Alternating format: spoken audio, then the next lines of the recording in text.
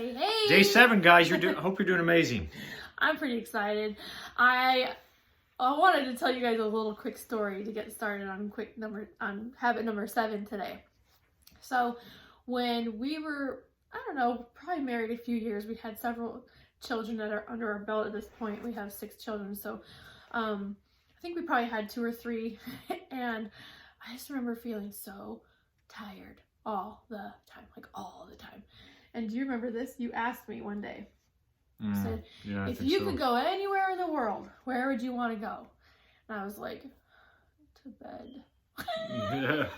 And he was like, rolling his eyes. Sounds so romantic and adventurous.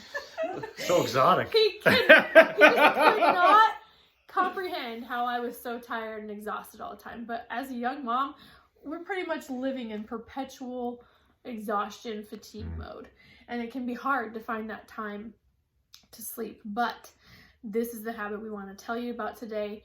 Getting enough sleep is crucial and vital to your happiness. It's crazy. Massively crucial. And any mom can tell you that. When they're sleep deprived, that's the hardest part of having anybody. I mean, whether you're a mom or you're working full time or working nights, it can be really hard sometimes to find enough sleep. But if you don't, you're going to be miserable. Seriously, I mean that's the science of sleep is such a fascinating thing. More and more research demonstrating it's like it literally can cause premature death and brain damage, because you're not putting your body, you're not putting your system in enough of a restorative state for long enough for the tissue to repair itself. It's during sleep when your body grows, when it repairs itself, when it heals, when it recovers. When it becomes rejuvenated. That's why babies sleep so much. That's why we do this weight loss challenge with some of these people, helping them trim their belly fat. And one of the things I tell them literally is, if you want to get serious about losing weight, about optimizing how your body looks and how it feels, you need to start guarding your sleep just like you would guard a baby's sleep. And I'm a Nazi about my kids sleeping. I make sure that they get their nap time, because if they don't, they're just not very fun to be around. It's even around the holidays and things. It's like, oh, I'll stay up and watch a movie and this and that. It's like every time I've done that, I regret it. Like you just feel groggy and you get out of your routine. It's exactly right. You feel more tired. Actually, this is something I write about, is that when you get too much sleep, it actually has a bad negative effect too. Like there was a time when I thought that I needed like 9 to 10 hours at night, and I would sleep in. And when you sleep in and you allow your children to wake you up in the morning, like as they're your alarm clock, and they get in the way of your circadian rhythm, it is insane. Like you feel angry and you wake up in a mode of like fierce anger. At least I did.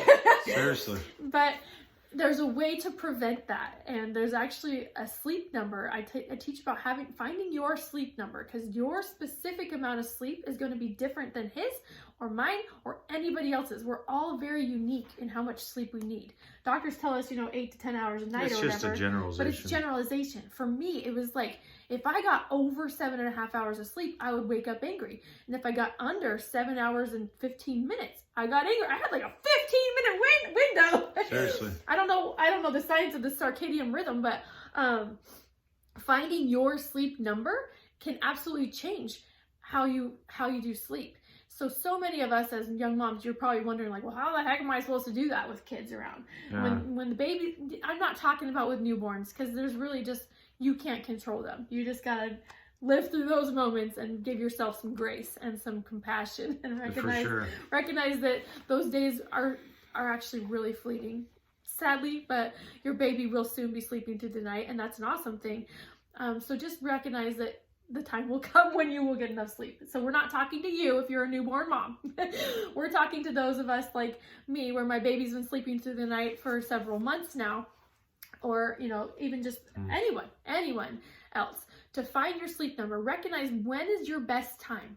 Are you a morning person or a late night person? Do you do well in the late night and that's your power hours? Then that's fine, but make sure that you schedule enough time for you to get the allotted amount of sleep to make you feel your best. Because when you've had enough sleep and you feel your best, you can perform 20 times more things Oh, for in sure. the same amount of time as if when you're really tired and exhausted and just trying to push through.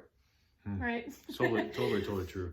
And it's like there's certain hormones that are released certain times of the evening, certain times of the night, and the circadian rhythm is just a beautiful, wonderful, like innate internal biologic system that just is so amazing. Like Built in. it's built in, and I mean, like you sleep when it's dark, and you're awake and active when it's light. I mean, the simplest way to that's the simplest way to understand how your body wants to work optimally. So, like crazy things like excessive caffeine consumption, excessive, technology usage, different things that sometimes we habitually do that prohibit us from sleeping well. There's lots of physiologic reasons you may have difficulty, sleeping as well. But she doesn't go into those in detail in the book. We can, in the book, I give you tips on how you can get a better night's sleep and what you can do to maximize the amount of sleep, the quality of sleep. Exactly. The quality is just as important. You want that deep REM sleep. There's nothing worse than going to sleep and not getting deep sleep and being being woken up or having something on your mind that keeps you up. So yeah. So here's just a few tips for you. Get an eye mask to wear before you go to sleep. Use blue light therapy stuff. Change your phone to a smaller light dimmer if you have to use your phone before you go to bed. Do not watch the news or a disturbing movie or TV show or anything that's going to keep you up with worry or fear at night, because those things, whatever you go to bed thinking about, is how you're going to wake up feeling in the morning. It's scientifically proven. it's kind of crazy. The frequency mind, the frequency that you feed into it is the frequency you'll get out in the morning. It's yeah. And so many people are in the habit of watching a scary movie or news and politics. Worst thing you can do before you go to bed.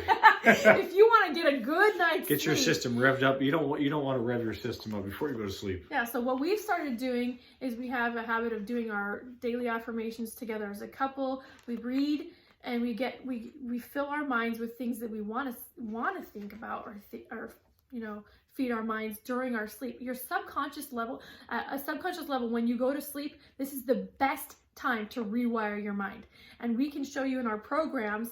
Nate creates these amazing meditations that you fall asleep to with subliminal affirmations and things that will rewire the way you feel about yourself and the way you think before you go to sleep, so that you wake up happy and rejuvenated and ready to go. It's such a profound science. Such a profound science. So tip number... That's it. Tip number... What number is that? 7. Quality sleep. Yeah. So we're obviously doing these all in one day, so we're like, what day is it again? So anyway, get enough sleep. Get a good night's sleep. You deserve it.